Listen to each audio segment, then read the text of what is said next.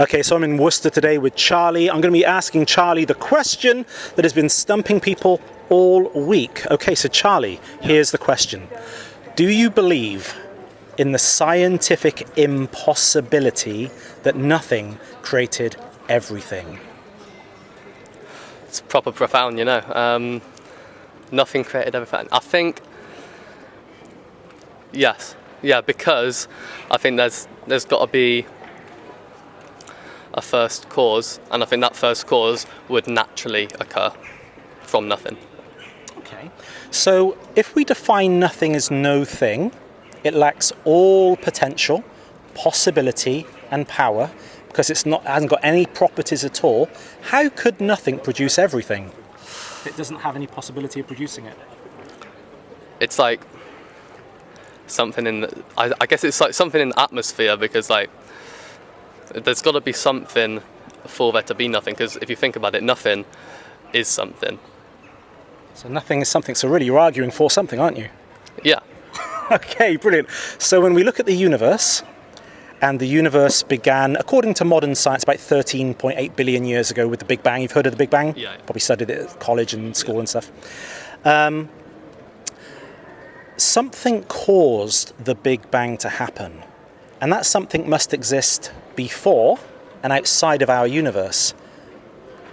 Also, our universe is made up of space and time and matter. And the first cause of Charlie couldn't be Charlie, could it? No, but like there's other universes outside of our own universe, and something perhaps like in the atmosphere of that universe causes something to happen in our universe, because you can't say that nothing is nothing, because nothing is something, but it's... So you're arguing there could be a multiverse out there?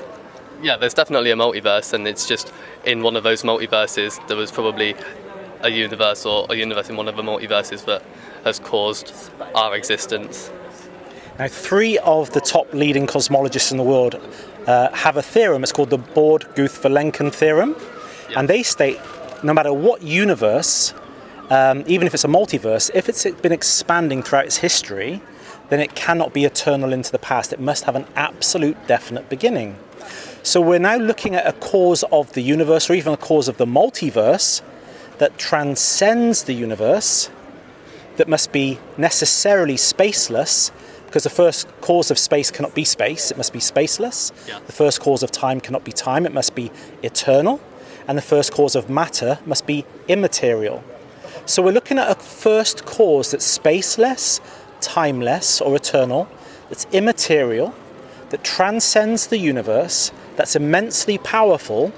And here's the thing, it must also have free will to choose to create the universe when it did. Who does that sound like to you? Well, it depends. Like, a lot of people would say God, but like I don't know if I believe in God or not. It's like I'd class myself as probably, I'd reckon I'd say I'm agnostic, because I think if I had proof of God's existence, then obviously, yeah, I would believe in him. Like at the moment, I wouldn't say I believed in God, but if he walked out the door now, then yeah, I'd believe in him. So you'd need visible proof that God exists? Yeah, I think any other sort of form of proof is hard to believe, because obviously we've got like loads of different senses, and it's hard to, you know, if you hear something, or if you use your other senses to try and perceive something, that you have no way of verifying that it's there, whereas if you have your vision, your sight, you can pretty much verify instantly that it's there. Okay. So if I wanted to convince you that an author existed, a writer existed, I would show you a book. If I wanted to convince you that a painter existed, I would show you his painting. If I wanted to show you that a creator existed, what would I show you? Well, it depends what they create. You could say that an artist has created a painting. So it depends. But to be fair, like a creator would create creation, correct? And what do we see all around us? Well, there's a lot of stuff all around us, but it depends on who's creating what. Like you say, a creator, an artist or an author, it could be a creator because they create a book, they create a piece of artwork, and I think it's not necessarily proven that the author exists by showing me a book, because it doesn't necessarily prove that particular author exists. Okay. That's a good point. So we're looking now at a cause of the universe that transcends the universe, must be spaceless, timeless, immaterial, immensely powerful, and must also have free will to choose to bring the universe into being.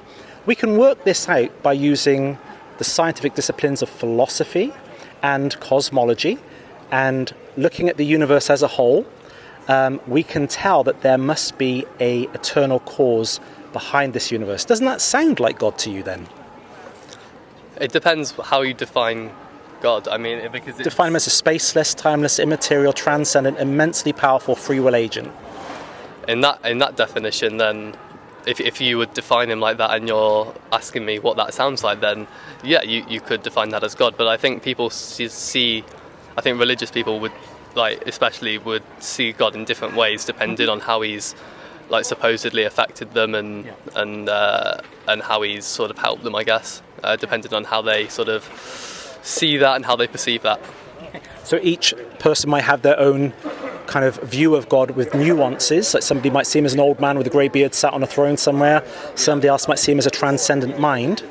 And I perfectly agree with you on that. I think everybody in society has their own view. Some might see him as a Playboy model, but it depends.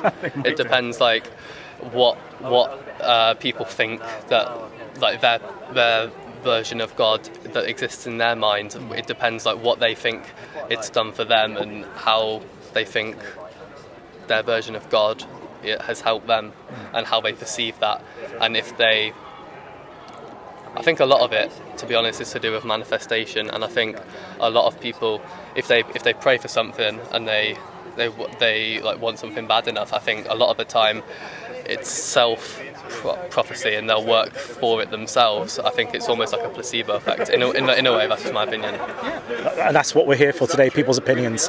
And I think at the bare minimum, what we can take away today is that there are good reasons to believe in a transcendent, spaceless, timeless, immaterial, eternal, immensely powerful free will agent to bring the universe into being. And so just looking at the science and looking at the philosophy, there are good reasons to believe in God. So hopefully you've moved today from being agnostic to maybe being a bit theistic in knowing there's a good argument now that God actually does really exist. Yeah, I think the whole argument of theology and everything is it's very interesting, and I think there's good and I think there's, depending on both sides that you argue with, I think there's strengths and weaknesses on both sides of the argument. So which is why I'm still bang in the middle, because it's hard to know, because like you say it's 13.8 billion years ago, and it's no one's really got any proof of it of everything, everything being created. As a scientific organisation, scientific evidence now for the Big Bang is very, very powerful. Oh yeah. But I mean, in terms of theology and the terms of God creating life and Earth and everything, I think in terms of proof, there's not much. Okay, we disagree with that, but the opening verse of the Bible, of course, is "In the beginning, God created the heavens and the earth." That sounds like the Big Bang. Yeah. So how did the Bible get that right, just right off the bat? So are you arguing that God created the Big Bang? Yeah. Well, the Big Bang it's a misnomer. It's not really an explosion. The Big Bang is actually the universe coming into being and expanding in space, time, and matter. So prior to the Big Bang, the initial singularity, the initial event, there was either nothing that created it or a transcendent, eternal, powerful free will agent. And I think the evidence clearly points to the existence of God.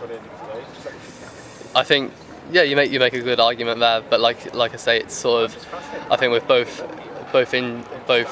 arguments, you've got strengths and weaknesses for both, and obviously you've got to respect everyone's opinion, haven't you? Absolutely. Yeah. And I think I've got my opinions and you've got yours, and it's I don't think, I'll be honest, I don't think you're going to convert me, but I think I'm more open-minded, because I think people think about it differently, and I think a lot of the time a lot of people have got to be open-minded about it, and I think the human mind is like a parachute. It won't work if it's not open. And I think you've got to be open-minded about everyone's opinions and all different types of things. And I think ultimately, I don't think I'll ever know. Well, hopefully it's made us think a bit today, and it's made our viewers think as well at home. So, yeah, hopefully.